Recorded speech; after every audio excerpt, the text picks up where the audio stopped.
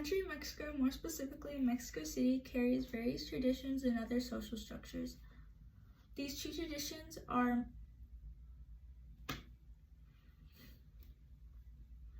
the country of Mexico, more specifically Mexico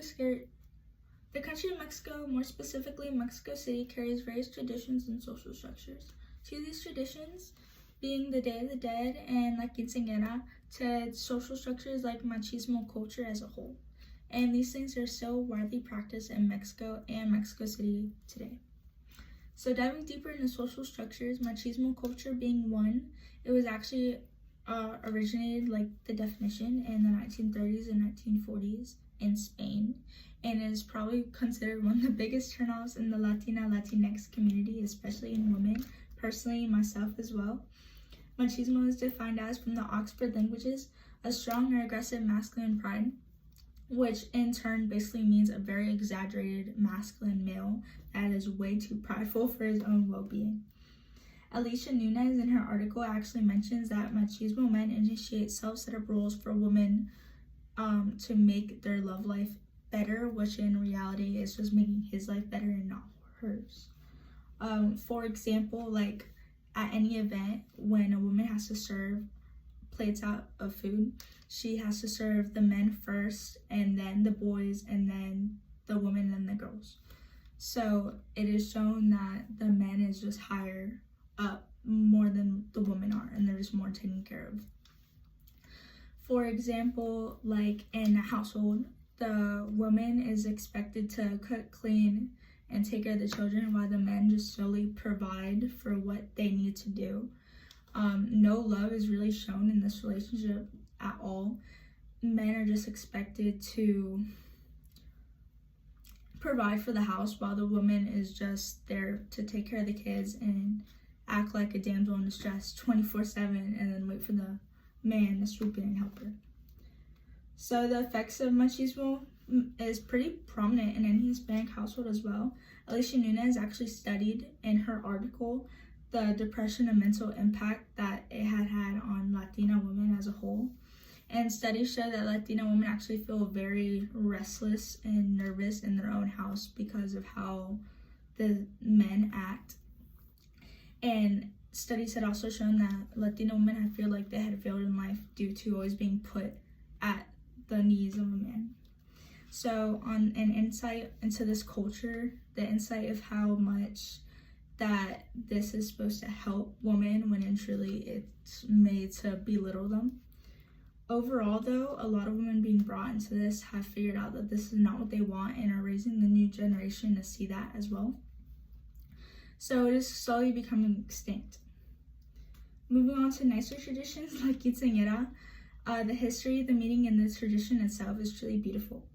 The idea of being considered a woman at 15 actually originated from the Aztecs, but the Aztecs' definition was being so that the girl that turns 15 is considered a woman, but she is considered to, after marry, have children all at 15. Well, thankfully this has changed a lot. The girl now turns 15 in our Hispanic definition. She turns 15, she becomes a woman, and her birthday party is signifying her into adulthood. A quinceañera is done for a girl turning 15, so it's basically like a maturing party, I would say. Puerto Rican and Latin countries still practice it, especially Mexican countries. The traditions inside a quinceañera consist of the dress, which is usually very big and very poofy, just to signify how important this is to her. The church ceremony, which is a religious practice where that quinceañera goes to the church and the priest will bless her to go on to this new life. The doll, which is the Las Muñecas, is seen as like the last childlike gift she'll ever receive. The wand, the waltz, and the court are all pretty much together. It's like a little ceremony, the court being her friends that she's taking into adulthood with her.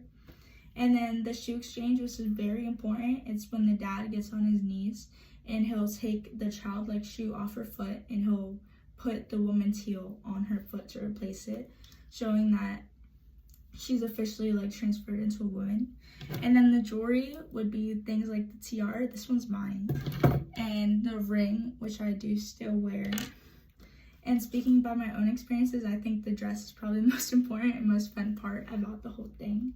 But overall, the quinceañera is a vital part in the Mexican Latin culture. And lastly, one of the biggest traditions celebrated in Mexico, Latin America, Puerto Rico, really anywhere, is the Day of the Dead, or La Dia de los Muertos. Rebecca actually mentions in a quote that the Day of the Dead is embedded into Aztec and other Mesoamerican cultures, which date back to 3,000 years. So originally it was part of the Aztec and Mesoamerican cultures, but the holiday was spread around through Spain, Latin America, Puerto Rico, and the United States as well, and it has been recognized as more of a holiday now. It actually signifies and highlights the significance of a loved one's passing to show how much they're appreciated and loved in the world, even if they aren't in it. Rebecca mentions that the day consists of visiting their grave sites or creating ofrendas or altars, which is a little table or place in the house with their picture frame on it, and they'll have little things that they like on the table to signify that they could grab it and then go off into the afterlife with it and be happy. But overall, this tradition is celebrated into a night of dancing and having fun and just remembering that these are your loved ones and that you just remember them as a whole. And all in all, these are just a few traditions and social structures that Mexico City and the country Mexico as a whole have to offer. All these practices and traditions are still in today. Some are going extinct, others hopefully never, because they are so fun. But from the Day of the Dead, like quinceañera, and the social structures of machismo, these are just a few traditions of what Mexico City and the country Mexico have to offer.